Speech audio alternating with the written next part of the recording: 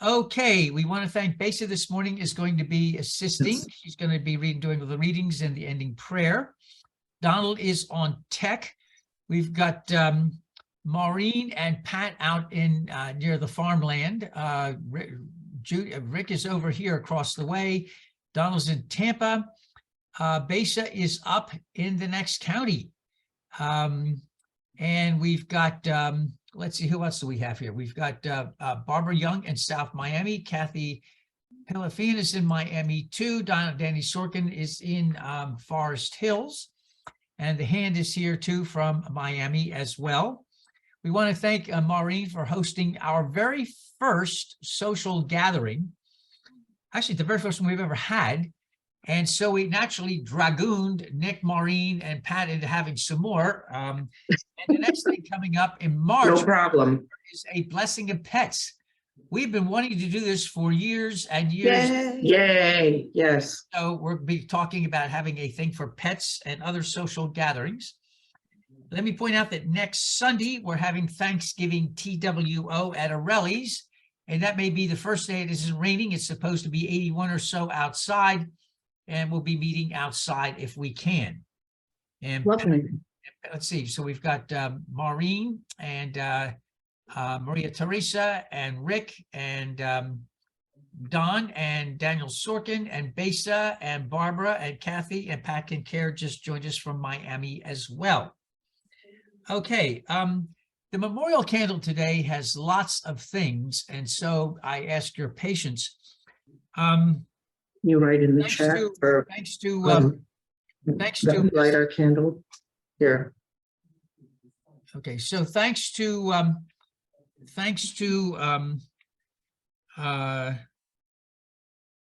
the internet, we find out what's really going on in the world today.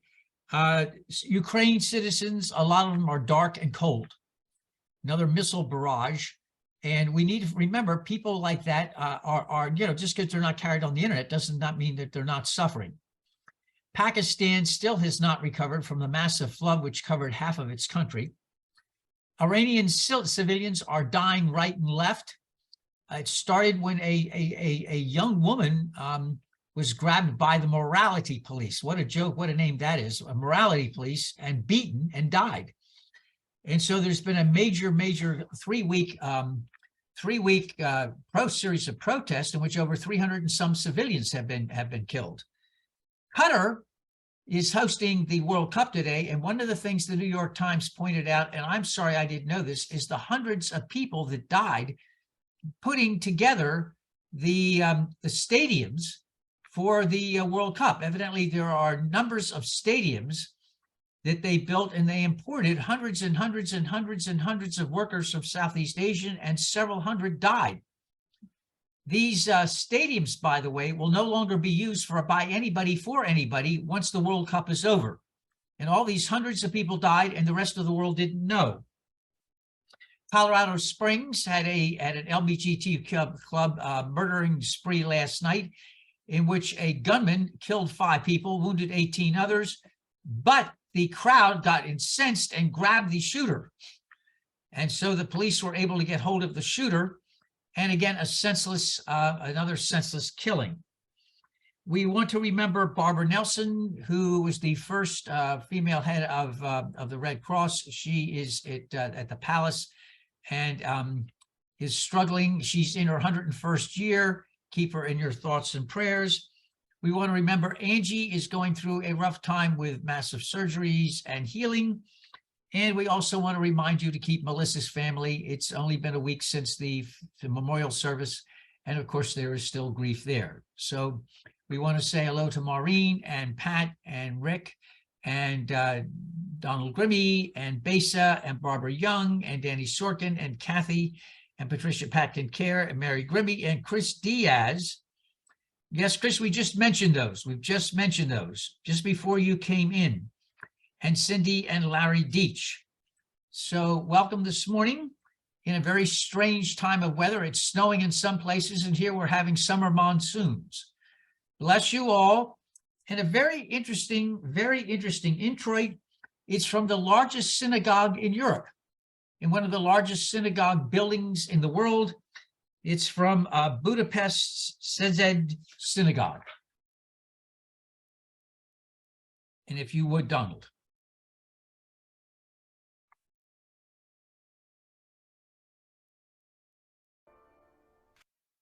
If you would be so kind, please join with me in the call to worship. It is for Thanksgiving. And if Donald would put up our service, I'd ask you to join with me. Thankfulness is the beginning of gratitude. Gratitude is the completion of thankfulness. Thankfulness may consist of words. Gratitude is shown in acts. At times, our own light goes out and rekindled by the spark of another person. Each of us has cause to think with deep gratitude of those who have lighted the flame within us. And for those of you who wish, if you would do responsively with me a morning prayer. For the laughter of the children, for my own life breath, for the abundance of food on this table, for the ones who prepared the sumptuous feast, for the roof over our heads, the clothes on our backs, for our health and our wealth of blessings, for this opportunity to celebrate with family and friends, for the freedom to pray these words without fear, in any language, in any faith, in this great country, whose landscape is as vast and beautiful as her inhabitants. Thank you, God, for giving us all these things. Amen. And a special Thanksgiving song many of you will know.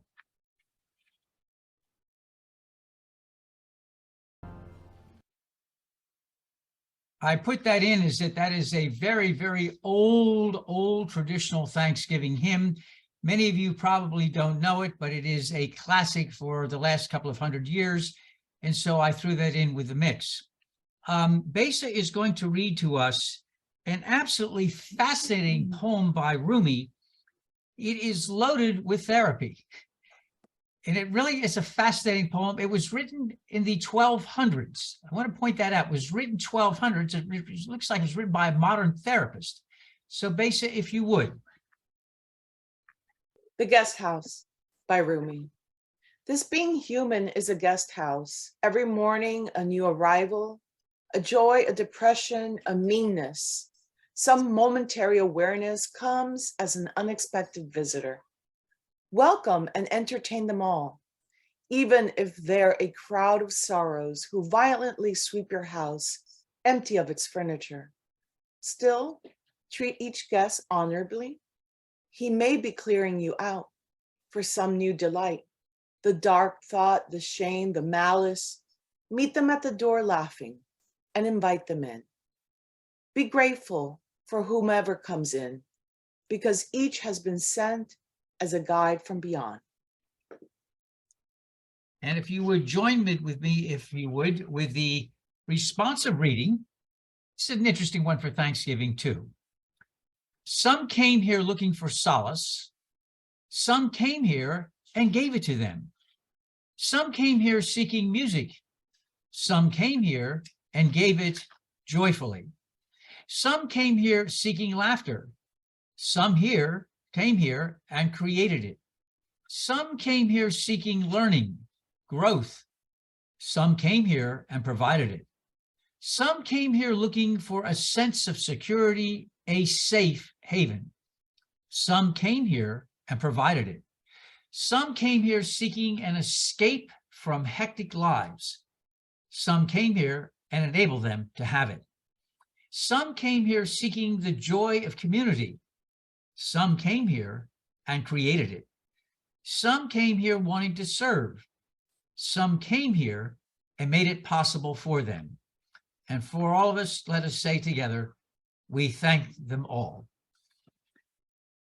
A reading from both the Sermon on the Plain and the Sermon on the Mount.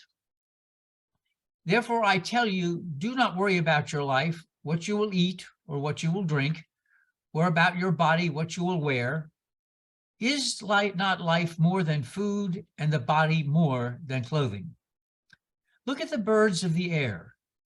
They neither sow, nor reap, nor gather into barns, and yet your heavenly Father feeds them. Are you not of more value than they? And which of you by worrying can add a single hour to your span of life? And why do you worry about clothing? Consider the lilies of the field, how they grow. They neither toil nor spin.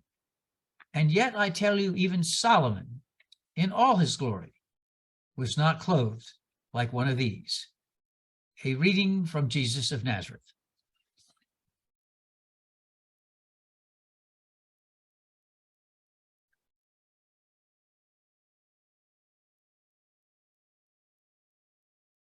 Before beginning,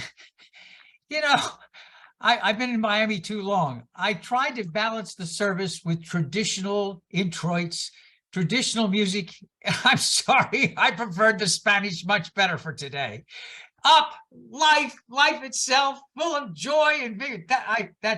Well, we tried. Next time I'll remember that. Some words. Grant us, we ask, to speak, to hear, and to learn, so that we may enjoy music. We may enjoy smiles. We may remember the little things in life that make life blossom and flourish even in the dark times. For light always does overcome darkness, and for that we are grateful. Amen. I have some things that I've written down to be thankful about. And this is, I hope you'll enjoy this, as this has been a rather interesting couple of years.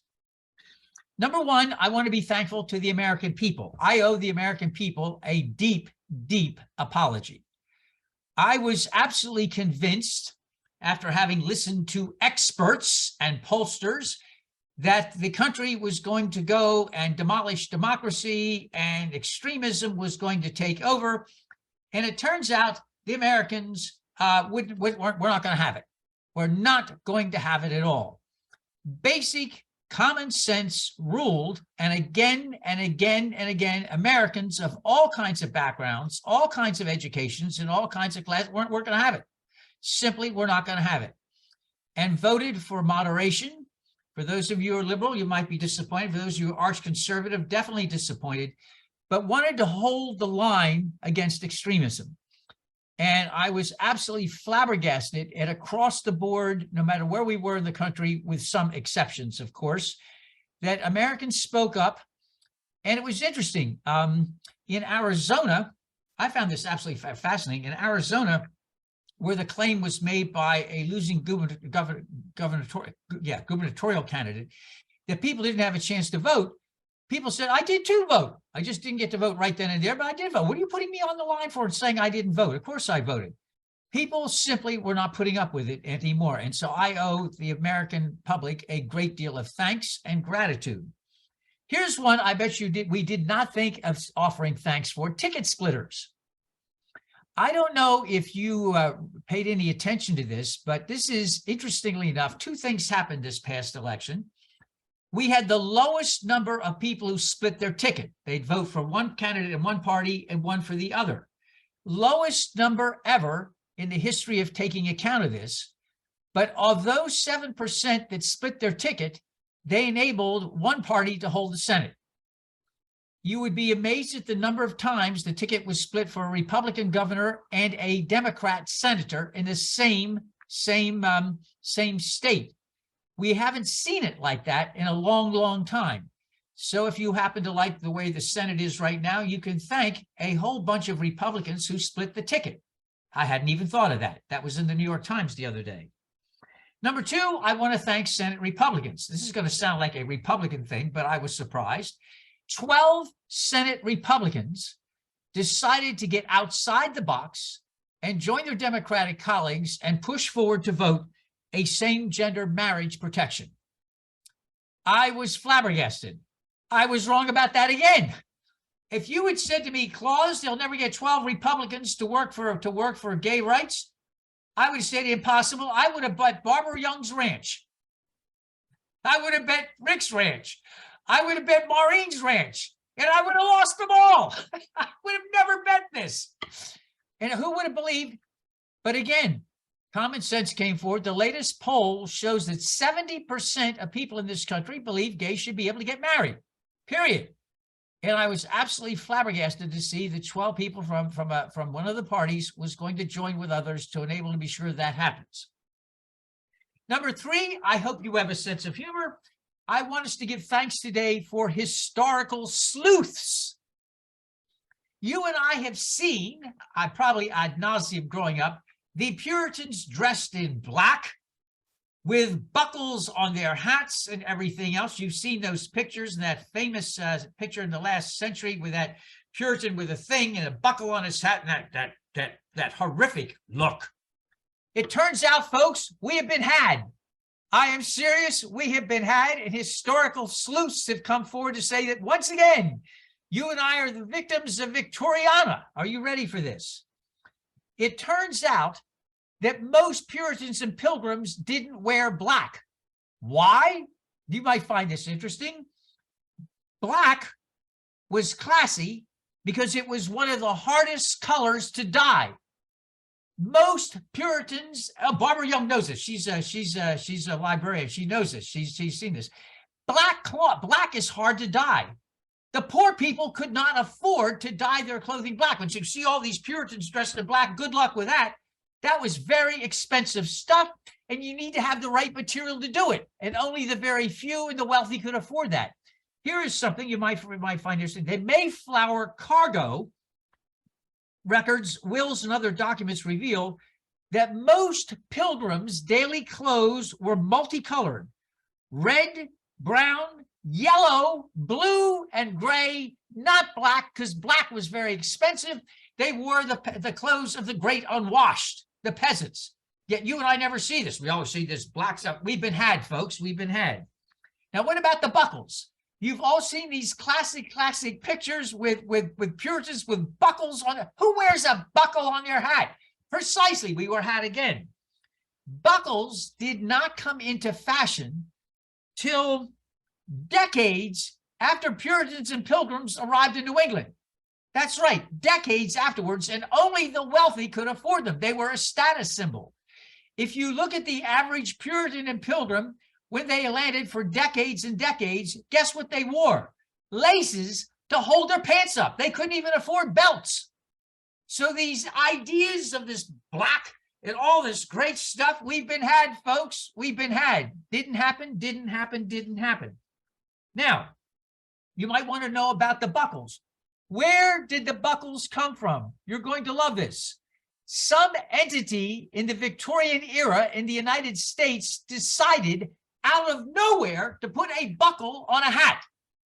And there's a famous statue where you see this Puritan with a buckle on his hat. Nobody ever wore buckles on their hats. Never happened. Didn't happen in the 1500s, 1600s, 1700s, never happened. It was an invention and a fabulous fraud at that in the 19th century. Did you know that? We've been had even then. Yes, had. Now, here's another one. Those of you who have seen pictures of Puritan families probably didn't look at it the way I did, because I looked and said, oh, well, what's this? So there is the Worcester Art Museum, and there is a painter known as the Barbara Young. How do you pronounce this? You probably know how to pronounce the name. F-R-E-A-K-E. Is that Frack? F-R-E-A-K-E. F-R-E-A-K. It's a family. It's a very famous family in the 1600s. And it's John, I was going to say Freak, but that can't be right. The Freak family. It's got to be Frack or Frack something. And there are these pictures of this family. And you look at this, and if you're like me, you thought, oh, well, that's no big deal, until you started to actually look at the picture. And the art historian said, did you ever actually look at the picture? Now, just let me say something about you and I. I don't think most of us really look at things. Your minister was taking awful pictures of weddings. So I got on the phone with Serge and was complaining bitterly about my phone.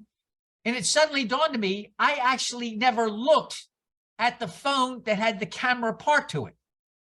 So I sit down at T-Mobile and I look at it, it says photos, and that's what I've been clicking. Now, are you ready for this? Next to it, it says portrait. It'd been there the whole time. So I accidentally click on portrait. Bingo, there it comes. The beautiful picture telling you how to this, telling you what to do. It is magnificent, crisp, clear, and everything else. We don't look at things. Maybe I don't look at things. So here's a picture of Mr. Frack, whatever his name is. And here he's wearing incredibly exclusive brown felt. It's a very expensive kind of cloth. On that, he is wearing lace from Italy. Yes, so much for poverty. He had sterling silver buttons, and the buttonholes were done in silver cloth, silver thread. He wore, are you ready for this? Fashionable white muslin, puffed sleeves, and elaborated crenulated cuffs. His collar is not the plain rectangular one we might expect on the basis of our elementary school history books, but a lace collar imported probably from Venice, Italy. So all this stuff you and I thought about severe, dour, black-wearing Puritans, first of all, most Puritans and Puritans couldn't afford black. They wore a multitude of things. They didn't wear buckles. Buckles didn't come in till long after they landed on the shore. And when buckles arrived, only the wealthy could wear them. There were no buckles on hats. Wherever that idiot came up with that, putting a buckle on a hat, I have no idea, but it came forth in the Victorian era. So I want to thank us for Victorian sleuths who saved the day from making us feel as if we should be wearing serious clothing and cloths. To be religious and devout, you must be wearing. These guys were, we saw on the portraits and stuff, were wearing very fancy, very elegant, and very expensive clothing. You saw Mr. Frake's wife and the kids. The combined amount of money they spent on clothing was unbelievable. And you may say to me, well, I thought Puritans were not allowed to be fancy. There was a law passed, and it was never able to, are you ready? You would never, it was never be able to be enforced. Wealthy people are going to find a way to show off wealth. Finally, I want to say we ought to offer some words about thanks for words. I don't know if any of you ever thought of how much we owe to others to give us strength, to others who give us a light on the way. And there are two people that I want to share with you that I have been heavily influenced by.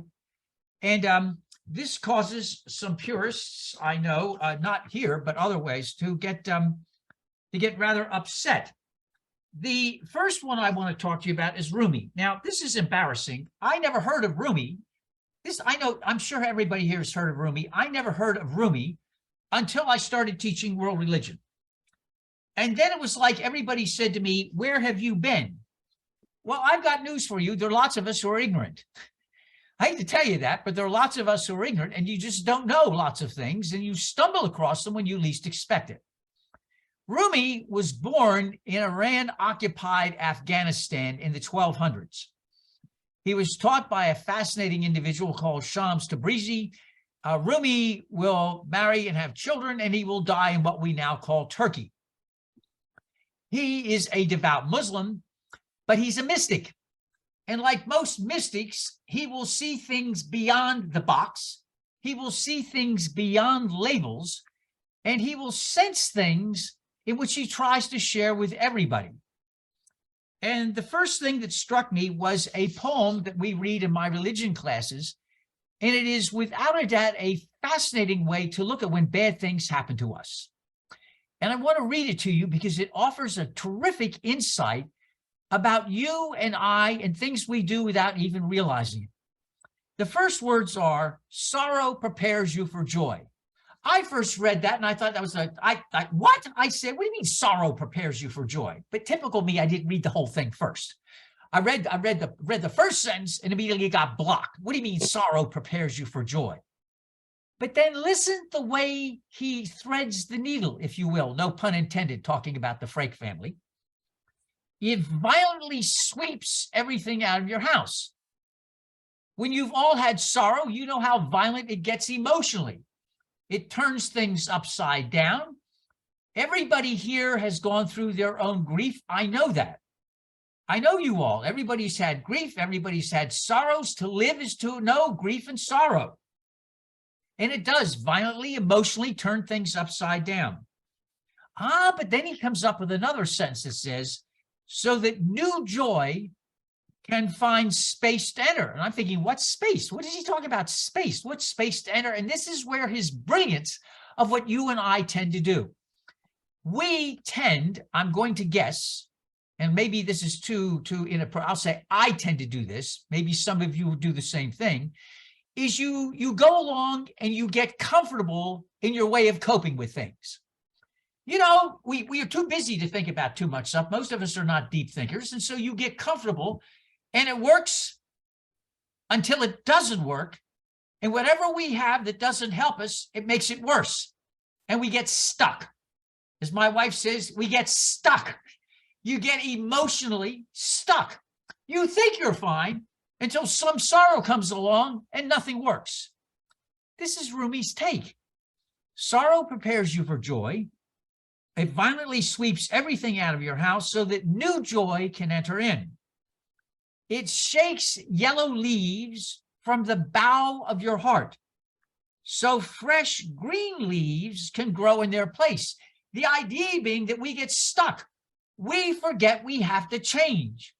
We forget there are new ways of looking at things, new ways of the way we look at ourselves, new ways we look at people around us, and that continually changes. None of you look at the world the way you did 20 years ago. I even do this with my students. I'll say to my students, hey, I'll pick on somebody, say, how old are you now? They'll say 19. I said, do you remember when you were 12? Now, you may laugh and say 19 and 12, but you take a 19-year-old, they're embarrassed to think about when they were 12. That's only 7 years earlier. And they said, oh, my heavens, I look differently. I act differently. I thought differently. I said, can you even begin to think of what it's like when you're going to be 30? That was nowhere on the radar. Nowhere on the radar. Every one of us has gone through various ages, various times of change, various ways of looking. Every one of us now is not the way we were even a year ago. How do we emotionally, spiritually, and physically develop with the times? And a lot of times we don't. We get stuck. Rumi argues sorrow is the one thing that can get you unstuck, to clear out all the stuff that used to work but doesn't work anymore. I tell my students, you get things and they work until they don't work. Then my students say, what are you supposed to do? I said, you start over and you grow and you replant and you learn how things work. Certainly the way I learned, I have to tell you this, it was my wife has been incredibly patient with me the first couple of years we were married. Every disaster that ever happened to me happened at Christmas time. I'm serious. Every major disaster that happened to me at Christmas time. The first couple of Christmases together were disasters. What is with you at Christmas? I said, there were bad times. We learn over a period of time to get rid of the resentments, the anger, the sorrows, so we can build, so we can begin to accept new sorrows in a much healthier way. So Rumi says, sorrow then prepares you so that fresh green leaves can grow in their place. It pulls up rotten roots so that new roots hidden beneath. Rumi argues that all of us have within us the ability to regenerate. Everybody here has the ability to regenerate, to see things anew. But you've got to give that stuff room to grow, room to express, room to breathe. And sometimes we don't. I thought Rumi's words are absolutely brilliant because everybody experiences sorrow. Sorrow prepares you for joy. It violently sweeps everything out of your house, so new joy can find space to enter. It shakes the yellow leaves from the bough of your heart. It pulls up rotten roots, so new roots hidden beneath have room to grow. Whatever sorrow shakes from your heart, far better things will take their place. One of our members is a therapist. And I remember she said to me a long time ago, aren't you glad you did not get to do what you wanted to do. Have you ever heard of the old Chinese proverb, be careful what you wish for? Have you ever thought, aren't you glad you didn't get what you wish for? And let me just help you with that. If you haven't, you will be. Every time you think about the numbers of times you wish for something and you didn't realize it at the time, but later it's a very good thing you didn't get what you wanted. It's a very good thing. It's also an interesting thing about how things happen, and they happen for the best, though at the time it may not seem like it. I remember Christmas 1994. Yes, the Reverend Doctor was at Camp Happy. My words for rehab. Not a great place to be spending Christmas again, Christmas. And I was thinking, if it hadn't been for experiences like that, I wouldn't be here today to annoy everybody regularly. I wouldn't be here to share things with you and to try to say, yeah, we're all in the same boat and we need to help each other out. And words sometimes do that from unexpected places. Besa read for us. Besa, are you there right now? Besa. I am. Would you read that again, The Guest House? Please, again, listen to the words. This is Psychology and Therapy 101. Besa, would? Preface, my internet is choppy, so I might come in and out. Okay, whatever you can do. This being human is a guest house. Every morning a new arrival, a joy, a depression, a meanness. Some momentary awareness comes as an unexpected visitor. Welcome and entertain them all, even if they're a crowd of sorrows who violently sweep your house, empty of its furniture. Still treat each guest honorably. He may be clearing you out for some new delight. The dark thought, the shame, the malice. Meet them at the door laughing and invite them in.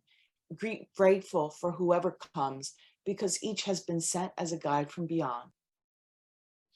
When I first read this, I had fits as well. What do you mean, welcome in shame and malice? What is wrong with this person? What do you mean, a crowd of sorrows, a joy, a depression? I got to think, but life is all like that, isn't it? And I think the fascinating thing about all of this is how all of this enables us to grow.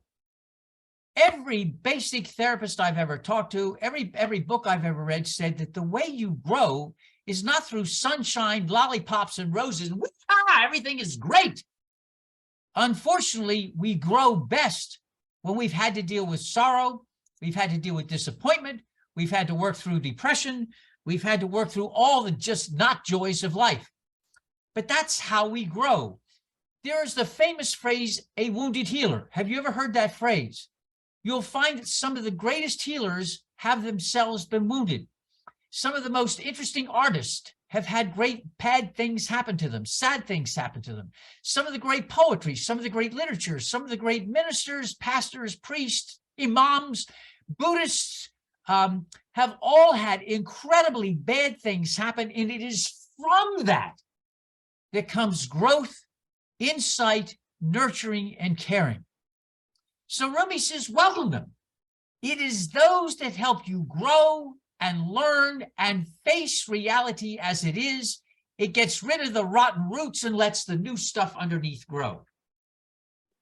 I find that incredibly, incredibly interesting. From 1,200 years ago, it was written like modern therapists today. Now, I have some words that I also share with you from another, in my own experience, help. One of the things I've never really understood about liberals in religion is they're great to quote Siddhartha and others, but because of dogma and doctrine, the actual essential Jesus of Nazareth, the person, has been totally lost.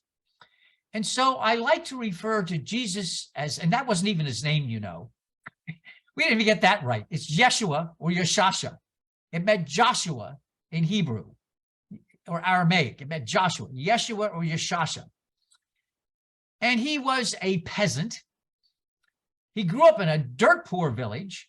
Since he was the first child, he was the first son, he was probably took after his father, which meant he worked in carpentry and stonework. He had no college education, no fine, super fine list of degrees. He did not go to Dickinson College, did not go to Union Theological Seminary, did not go to Boston University to get a doctorate. had none of that. He was what he was, a human being who saw other human beings. And one of the things that nobody ever seems to get, he did not preach in Gothic cathedrals with stained glass. What is this? Drives me nuts.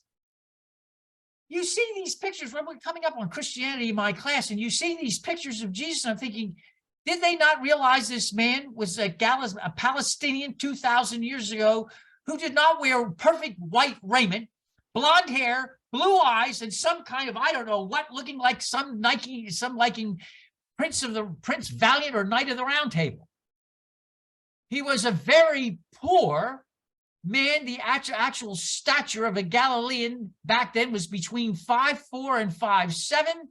He wore probably a very simple tunic, scraggly hair. I bet you if anybody saw Jesus in person, guess what? They'd probably pass him by on the other side of the street, thinking he looked homeless. These pictures we have of Jesus, he was with the poor. He was concerned about people who had no hope, no care, no love, no respect. And that's what he talked about. He never got paid for anything he did. And he said words like this. Imagine you are with a bunch of very poor people, very poor, mostly Jewish peasants, because he lived most of the time in the Galilee. He was with Jewish peasants, probably working in agriculture, working in the heat, no deodorant, no washing all the time in nice showers. And this is what he talked to. And he said as he looked at poor people who lost babies all the time, died, there were no birth certificates, no death certificates. And on one weary afternoon, he looked out and he said, "Come to me, all who are weary and heavy laden, and let me give you some rest. Take my yoke upon you and learn from me, for I'm gentle and humble of heart. Let you find rest for your souls. For my yoke is easy and my burden is light." Trying to bring hope as one peasant to another, reaching out in love and care. On a they didn't even know when he said this. With people who had no hope, come to me, all who are weary and heavy laden. You and I grew up in a materialistic society. That's the way it is. But everybody here has experienced financial difficulty at one time or another. We all have. That's what it's like to grow up in life. And I love this very, very famous statement again with the peasants. Why do you worry about your life, what you eat or what you will drink, or about your body, what you will wear? And he raises something that we all need to hear, especially in a materialistic society. Is life not more than food, and your body more than clothing? Those of you who survived Wilma and Katrina have seen this. Out where I live, everything was absolutely blown to smithereens, except for a hawk's nest up at the top of some trees, which survived 2 hurricanes. It was just fine. And these hawks are looking down at us like, what happened down there? We're up here just fine, thank you very much. Yeshua says, look at the birds of the air. They neither sow nor reap nor gather into barns, and yet they are fed. And why do you worry about clothing? A very, very famous statement. Consider the lilies of the field, how they grow. They neither toil nor spin. And yet I tell you, Solomon, in all his glory, was not clothed like one of these lilies in the field. So as we have Thanksgiving this year, let me ask you to seek out words and thoughts that let you reborn, regenerate, say yes to life. Words and phrases that you can come back to again and again to ground you, to get you unstuck, to let you see life again, to sing with our Spanish song before we began, a yes to life, and to remember that though there is dark, the sun comes. Though there was dark in the temple, the candles stayed lit for several days. That though there is dark, there is always light. Let us continue to find the light within. Find the words, hold them close, keep them close, and be thankful. Amen.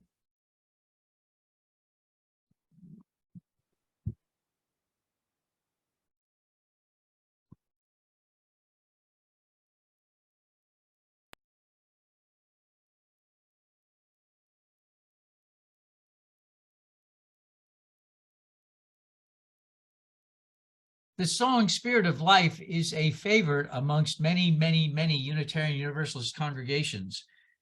I did not know it till All Souls became part of the UUA. That song that you saw sung is from All Souls, our sister congregation in Washington, D.C. Let me invite you that next time we play that to actually look at the faces of the people singing. It is a sermon or a series of sermons of itself. And I don't know if you saw the woman with the little child who is obviously having issues and he's trying, it's paying attention. I don't pay attention to the words, I pay attention to the people. And I remind them they are us and we are them. Jesus' supper, and Besa points this out regularly, she says, I don't know what happened. She says it was an agape in the beginning. After Jesus died, there was an agape where people brought food and it was a time of welcome and joy. And that is what we take after, not what became later than that, when Christianity became heavily paganized. But what we talk about is the beginning when you had bread and they brought fruit and other kinds of things. It was called a love feast, an agape meal in which you welcomed everybody. And it is in that spirit that All Souls welcomes all souls, whoever, wherever, and whatever you may be. And then we have these words, and if you repeat them after me.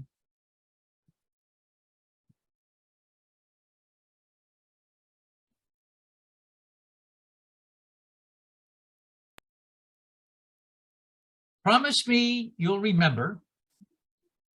You are braver than you believe, stronger than you seem, smarter than you think. God didn't promise days without pain, laughter without sorrows, sun without rain. But the divine did promise strength for the day, comfort for the tears, and light for the way. And Besa will lead us in a concluding prayer. As we conclude today's services, we bring on the spirit of generosity, thankfulness, and open hearts for this time together in agape, for understanding that we are bigger than ourselves, our individual selves. And we ask that our eyes be open and our ears be opened so that we may understand and see the gifts of suffering, and that we may grow so that way we can create this earth on heaven. May we be filled with peace and joy and exuberance for existing. And may we have gratefulness in the upcoming days and holiday season. May it be so. Amen. Amen. Our parting hymn, our parting words, our parting music. What a wonderful world.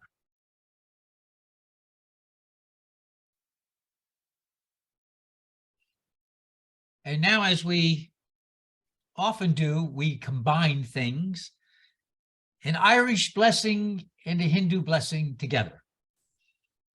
Now may the road rise to meet you, and may the wind be always at your back.